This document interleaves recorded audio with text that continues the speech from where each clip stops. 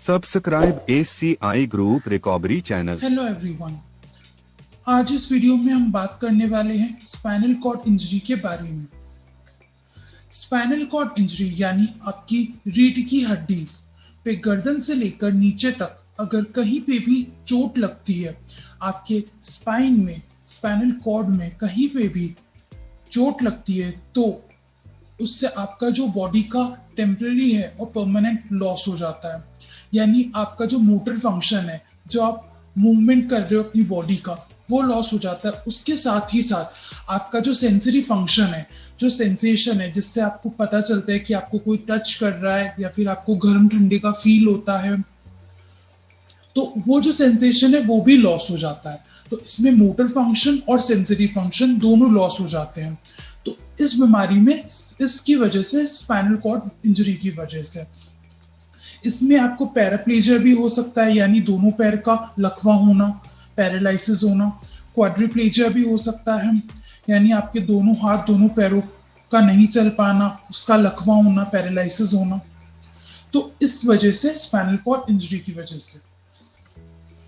अब ये spinal cord की इंजरी की लेवल क्या है, ये आप न्यूरोलॉजिकल लेवल पे देख सकते हैं। जो आपके एग्जामिनर है, आपके मेडिकल प्रोफेशनल्स है, डॉक्टर है, जो आपके, वो आपके चेक करते हैं, एग्जामिनेशन करते हैं, आपकी मसल स्ट्रेंथ टेस्ट करते हैं, जिससे आपका जो मोटर फंक्शन है वो चेक होता है। आपके नॉर्मल मूवमेंट्स चेक करते हैं, नॉर्मल मूवमेंट्स आप खुद से कर पा रहे हैं या नहीं, जो एक्टिवली होता है, और पैसिवली, या फिर आपके जो डॉक्टर है वो आपके मूवमेंट चेक करते हैं कि मूवमेंट पूरा हो पा रहा है या नहीं है। तो एक्टिवली और पैसिवली दोनों मूवमेंट चेक करके आपका मसल स्ट्रेंथ टेस्ट करते हैं। उससे पता करते हैं कि मोटर फंक्शन आपका सही है या नहीं है। फिर दूसरा है सेंसेशन चेक करते हैं, आपके सेंसरी फंक्शंस चेक करते हैं। उसमें आपको सुई चुबा के देखते हैं कि आपको फील हो रहा है या नहीं हो रहा है। आपको टच करके देखते हैं, या फिर आपको गर्म ठंडे लगाते हैं आपकी स्किन पे, तो ये स्किन टेस्ट करते हैं, तो आपको ये फील आ रहा है या नहीं। तो उससे आपका सेंसरी फंक्शन चेक करते हैं। तो इससे डिपेंड, इन सबसे पता कर सकते हैं कि आपका कौन सी लेवल का इंजरी है, कि सिर्फ आपका मोटर फंक्शन लॉस हुआ है, या सिर्फ सेंसरी फंक्शन लॉस हुआ है, या फिर दोनों ही फंक्शन लॉस हुआ है। फिर स्पाइनल कॉर्ड इंजरी दो प्रकार की होती है, एक कंप्लीट स्पाइनल कॉर्ड इंजरी, दूसरी इनकम्प्लीट स्पाइनल कॉर्ड इंजरी। यानी अगर spinal cord injury complete type की है, तो उसमें आपके जो स्पाइन में चोट लगी है, जैसे हम एग्जांपल बात करते हैं आपके गर्दन की, सर्वाइकल रीजन की स्पाइन में चोट लगी है, तो उससे आपके दोनों हाथ दोनों पैरों की फंक्शनिंग पूरी चली जाती है, बिल्कुल जीरो निल हो जाती है। और ये 6 महीने, 7 महीने या फिर पूरे साल में भी रिकवरी इसकी नहीं होती, ना ही ये मेडिसिन से ठीक होता है। तो ये होती है कंप्लीट स्पाइनल कॉर्ड इंजरी। फिर है इनकम्प्लीट स्पाइनल कॉर्ड इंजरी। अगर spinal cord injury incomplete type की है, तो स्पाइनल कॉर्ड जिसमें जैसे दर्द होना या सूजन होना स्पाइन पे, वो होता है। पेशेंट को का यूरिन पे कंट्रोल या स्टूल पे कंट्रोल नहीं होता, बट सेंसेशन होता है कि हाँ मुझे यूरिन पास करना है, मेरा जो ब्लैडर है वो फुल हो गया है। तो थोड़ा बहुत सेंसेशन रहता है, थोड़ा बहुत नहीं रहता है। या फिर जो मूवमेंट है वो थोड़ा बहुत रहता है, जैसे एक हाथ काम कर रहा है, फिर दोनों पैर लकवा होगा बट हाथ आपका चल रहा है। या फिर ऐसा होता है कि एक हाथ एक पैर चल रहा है, एक साइड की बॉडी नहीं चल रही, तो वो होता है इनकम्प्लीट स्पाइनल कॉर्ड इंजरी। अब स्पाइनल कॉर्ड इंजरी की ग्रेड्स है, जो अमेरिकन स्पाइनल इंजरी एसोसिएशन ने एशिया ने बनाई है, जिसे एशिया ग्रेडिंग स्केल कहते हैं। तो उससे आपकी इंजरी कितनी सीवियर है, कितनी अक्यूट है, उससे पता कर सकते हैं। तो ग्रेडिंग सिस्टम है एशिया ए। इसमें इंजरी जो होती है वो बिल्कुल कंप्लीट होती है स्पाइनल कॉर्ड इंजरी की, मतलब आपका ना सेंसेशन रहता है, ना आपका मोटर फंक्शन रहता है, दोनों ही लॉस हो जाता है। एशिया बी, इसमें आपका सेंसरी जो है वो थोड़ा बहुत रहता है, बट आपका जो मोटर फंक्शन है, जो मूवमेंट है, वो बिल्कुल लॉस हो जाता है। मतलब आपको छूने का, गर्म ठंडे का, या चुभाने का, चुभने का, या सुई चुभने का, इन सब का फील होता है। मतलब सेंसरी आपको पता चलता है कि आपको कोई टच कर रहा है, आपके पैरों पे आपने किसी ने हाथ लगाया, तो ये सब फील होता है। बट जो मूवमेंट है, मोटर जो फंक्शन है, जो मसल मूवमेंट है, वो नहीं हो पाते। एशिया सी में जो आपका मोटर है सेंसरी तो ओके रहता है, बट मोटर जो है वो थोड़ा बहुत सही रहता है, मतलब कुछ मसल्स जो है वो वर्क करते हैं एंटी ग्रेविटी और कुछ मसल्स वीक होती है, तो उससे फिर एशिया डी इसमें आपकी आधे से ज्यादा जो मांसपेशियां है, मतलब मूवमेंट है वो अच्छा होता है, मूवमेंट होता है उसमें, और कुछ मूवमेंट्स है वो रिस्ट्रिक्ट होते हैं, मतलब कुछ मूवमेंट्स नहीं हो पाते और ऑलमोस्ट मूवमेंट्स आप कर पाते हो। एशिया ई में आप नॉर्मल है कि आपको सिर्फ आपकी रीढ़ की हड्डी में सूजन या दर्द है बस, और आपका जो मूवमेंट है सेंसरी और मोटर फंक्शन है वो नॉर्मल रहता है। फिर अब ये स्पाइनल कॉर्ड इंजरी किन कारणों की वजह से होता है? या तो ट्रोमैटिक इंजरी होगी किसी ट्रॉमा की वजह से, या फिर नॉन ट्रोमैटिक इंजरी होगी।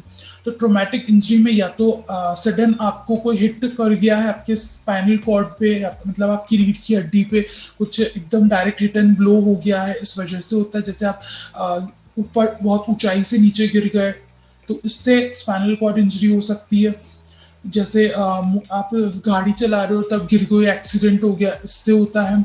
या फिर आप कुछ इंडस्ट्रीज में आपने काम वर्क प्लेस पे आप काम कर रहे हो, उसमें आपको कोई इंजरी हो गई जिससे आपको रीढ़ की हड्डी की इंजरी हो गई है, उससे हो सकता है।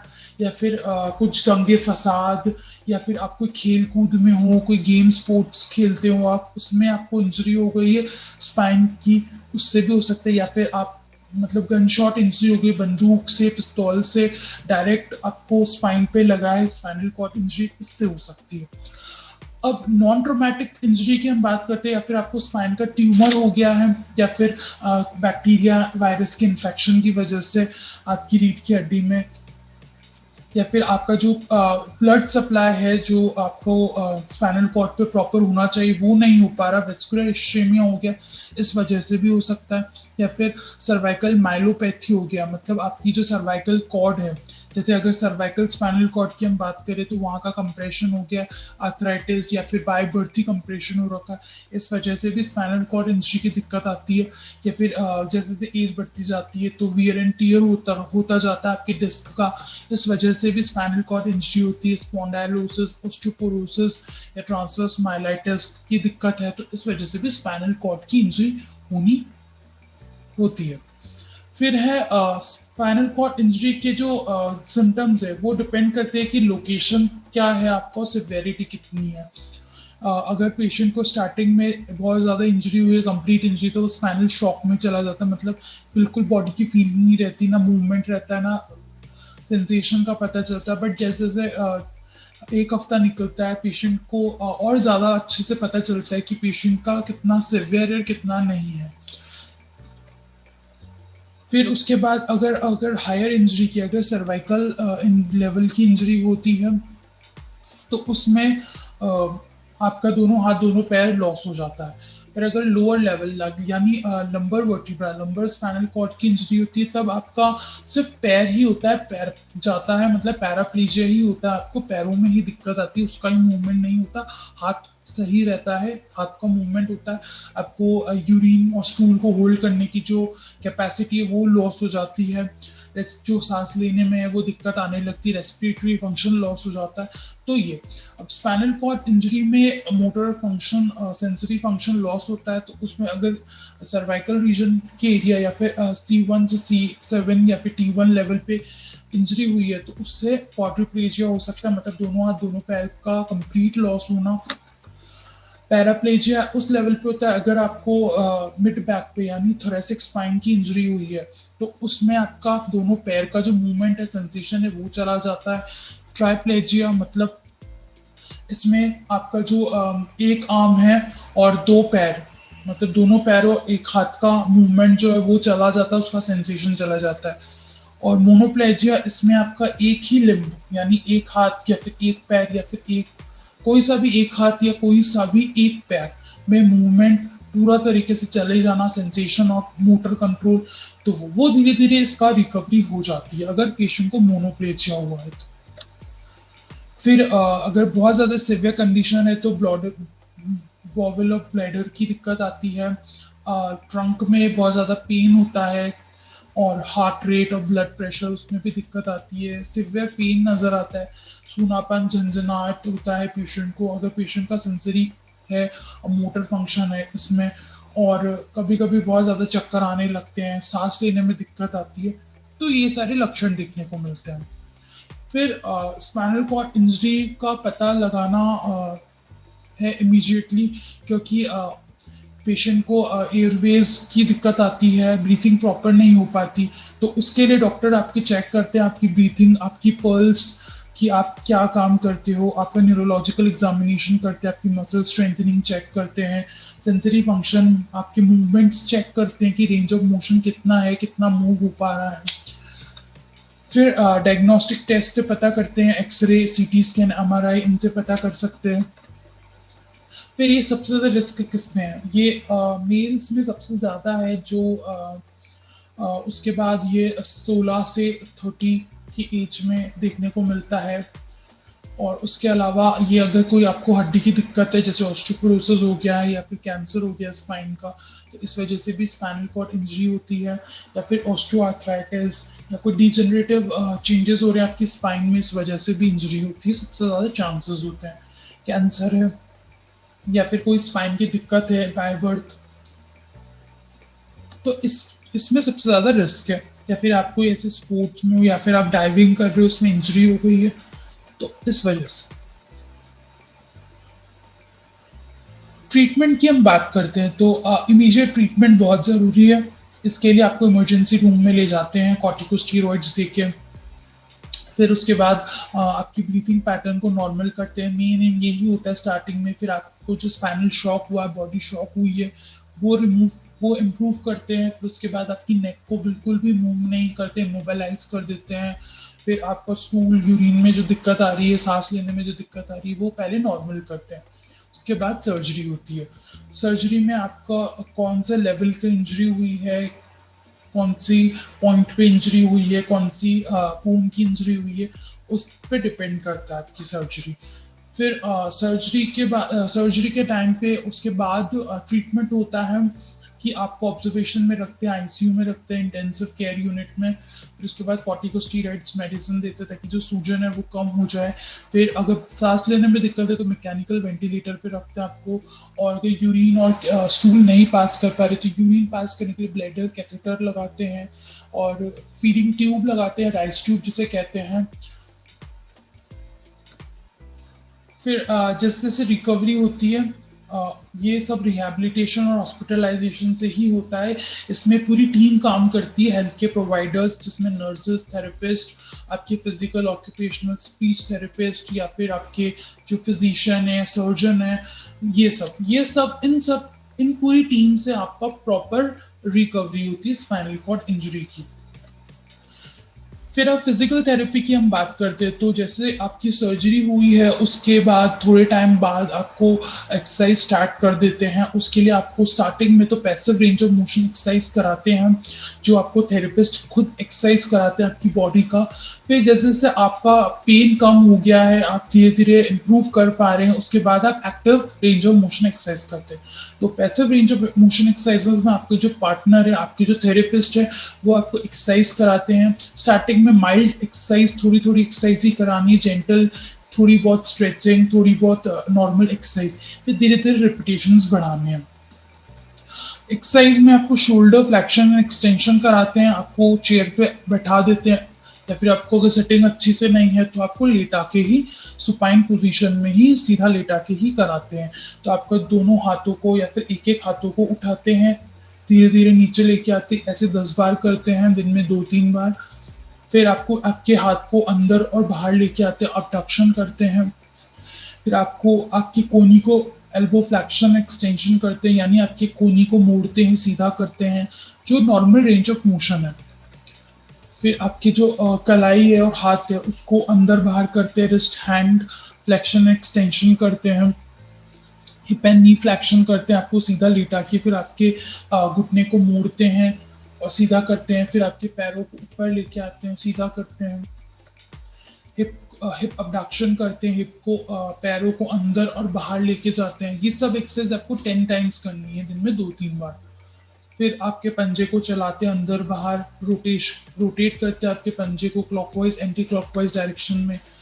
फिर जो आपका टो है, यानी आपकी फिंगर्स है, जो उसको आप उसको अंदर और बाहर करते हैं, फिर जैसे जैसे इम्प्रूवमेंट होता जाता है तो फिर विदाउट थेरेपिस्ट मतलब आप खुद ही एक्सरसाइज करते हैं, जो self range of motion exercise होती है। इसमें नेक फ्लेक्शन एंड एक्सटेंशन, गर्दन को धीरे धीरे सीधे नीचे लेके आना, ऊपर लेके जाना, दाएं बाएं गर्दन को रोटेशन, क्लॉकवाइज एंटी क्लॉकवाइज घुमाना। फिर सुपाइन शोल्डर स्ट्रेच, इसमें आपको नॉर्मल स्ट्रेच करना अपने कंधे का, अपने दोनों हाथों को सीधा रख के। फिर आपको घुटने को मोड़ना है, सीधा करना है, पैरों को सीधा उठाना है, नीचे लेके आना है। फिर आपको हैमस्ट्रिंग स्ट्रेच करनी है। स्टार्टिंग में आपको, अगर आपको बैठ के नहीं हो पाता, सिटिंग अच्छे से नहीं हुई है, तो आपको लेट के ही करनी है स्टार्टिंग में ये एक्सरसाइज। आपको दोनों, आप सीधा लेट जाएंगे अपने कमर के बल पे, फिर एक पाँव आप 90 डिग्री में रख के, फिर आप दोनों धीरे धीरे अपने पैरों को उठाएंगे। अपने पैरों को आपको स्ट्रेट रखना पूरा, तो आपको बैक ऑफ द थाई में स्ट्रेच फील होगा। ये करना, फिर धीरे धीरे जब आपकी सिटिंग स्टार्ट हो रही है, फिर आपको ऐसे सिटिंग में करना है। एक चेयर सामने रख लेना है, एक टेबल, और उस पर आपको ऐसे सीधा पाँव रखना है। थोड़ी देर तक होल्ड करना है, फिर रिलैक्स, ऐसे 10 बार करना है। फिर आपको पंजे को अंदर बाहर करना है, उंगलियों को, पैरों की उंगलियों को अंदर और बाहर करना है। फिर आपको अपने चेयर पे बैठ के कमर को लेफ्ट राइट में घुमाना है, बैक का स्ट्रेच करना है। फिर आपको पैरों को सीधा उठाना है, जैसे एक पैर मोड़ लेना है, एक पैर को सीधा उठाना है। ये सब धीरे धीरे एक्सरसाइज स्टार्ट करनी है। फिर आपको चेयर पे बैठ के घुटने मोड़ने, सीधे करने, ऑल्टरनेट पैरों का करना ही आपको, उठाने पे नीचे करना, उठाने पे। जैसे फिर आपकी स्टैंडिंग हो रही है, आप खड़े हो पा रहे हो, फिर आपको खड़े होते हुए मार्चिंग करनी है। फिर आपको नी स्क्वीज करनी है, आपको दोनों घुटनों के बीच में तकिया रख के या फिर कुछ टॉवल रख के दबाना है, टाइट होल्ड करना है, फिर रिलैक्स। फिर हील रेस करनी है आपको, अपने हील पे, अपनी एड़ी पे आना है आपको, पंजे जमीन पे रहेंगे और एड़ी से उठे हुए होंगे आप। ये एक्सरसाइज करनी है। फिर अगर आपकी सेटिंग में अच्छी हो पा रही है, स्टैंडिंग आप खड़े हो पा रहे हो, फिर आपको खड़े होकर ये एक्सरसाइज करनी है। फिर गेट ट्रेनिंग करनी है। आपकी जो फिजिकल थेरेपिस्ट है वो आपको चलने का तरीका सिखाएंगे कि कैसे आपको चलना है। उस पहले आपका स्ट्रेंथ का सेंसेशन चेक करेंगे कि आपका, फिर उसके बाद आपका बैलेंस चेक करेंगे। उससे आपको स्टेप्स, धीरे धीरे स्टेप्स कराएंगे। शुरुआत में 5-6 कदम, फिर धीरे धीरे 10-15 कदम, ऐसे करके नॉर्मल वॉकिंग स्टार्ट करेंगे। फिर इसके लिए आपको डिवाइस, असिस्टिव डिवाइसेस, जैसे आपको बैक का ब्रेस होता है, एलएस बेल्ट, वो पहनना है, तो ताकि जो है वो सपोर्ट रहे आपके जो जॉइंट्स है। फिर उसके साथ साथ आपको असिस्टिव डिवाइसेस यूज करनी है, यानी अगर आप खुद से सेल्फ नहीं चल पा रहे हो, तो जैसे आप वॉकर, स्पेशल वॉकर्स होते हैं, वो चलना है। तो स्टार्टिंग में आपके थेरेपिस्ट आपको वॉकर से चलाते हैं, जैसे स्टैंडर्ड वॉकर आते हैं, रोलिंग वॉकर आते हैं, इनसे। फिर जैसे जैसे आपका बैलेंस बढ़ता जाता है तो वॉकर से क्रचेस में आते हैं, आपको क्रचेस में चलाते हैं। फिर धीरे धीरे जब क्रचेस में बैलेंस बन जाता है तो केन से, छड़ी से चलवाते हैं। फिर ब्रेसेस पहनना बहुत ज़रूरी है, ताकि जो आपके जॉइंट में पेन हो रहा है वो कम हो, स्वेलिंग भी ना आए, स्वेलिंग कम हो और गिरने का डर ना रहे। जैसे ब्रेसेस आते हैं ankle foot orthosis, knee ankle foot orthosis, hip knee ankle foot orthosis, floor reaction orthosis for people with knees that buckle, supramalleolar orthosis. तो ये सब आते हैं, सपोर्टिव डिवाइसेस है, ताकि आप चल सही आप अच्छे से वॉकिंग कर सके। और होम केयर की हम बात करते हैं तो आप हमेशा जब भी ड्राइव करें तो सीट बेल्ट ज़रूर पहने और हेलमेट ज़रूर लगाएं। और जब भी आप गाड़ी चला रहे तो ना तो ड्रग्स लें, ना ही अल्कोहल लें, ना ही उसके बाद आप अगर अपने आपको बिल्कुल, अगर आप स्टार्टिंग में आपको दिक्कत है बहुत ज़्यादा, तो आप भारी सामान बिल्कुल नहीं उठाना। आपको छोटा मोटा सामान उठा सकते हैं, दोनों घुटने मोड़ के, सीधे नहीं झुकना, दोनों घुटने मोड़ के फिर उठाना है सामान। भारी सामान बिल्कुल नहीं उठाना। अगर आप बाद में आपकी बिल्कुल, आप बिल्कुल एक साल बाद, यानी आपकी बिल्कुल बैक सही हो गई, स्पाइन बिल्कुल सही हो गई, तब आप थोड़ा बहुत हैवी सामान उठा सकते हैं। बट भारी सामान बिल्कुल, बहुत ज़्यादा भारी सामान अवॉइड करना है। और अगर गाड़ी चला रहे हैं तो फ़ोन कॉल्स वगैरह अटेंड नहीं करने, ताकि आपका जो ड्राइविंग है उस पर टेंशन रहे। गाड़ी धीरे ही चलानी है और आपको हमेशा ध्यान रखना है कि आप किस तरीके से चल रहे हैं। अपनी बैक को स्ट्रेट रखना है, आपको अपना पोस्चर भी सही रखना है, जैसे बैठ रहे हो या फिर खड़े हो रहे हो, अपने पोस्चर को हमेशा सपोर्ट में रखने हैं। फिर आपको लंबो सेक्रल बेल्ट होता है, या फिर अगर सर्वाइकल की दिक्कत है तो सर्वाइकल होता है कॉलर, वो यूज़ करना है आपको ताकि सपोर्ट में रहे। और वो एक्टिविटी नहीं करनी है जिससे आपको दिक्कत बढ़ रही है, पेन ज़्यादा हो रहा है, वो सब अवॉइड करनी है। Thank you.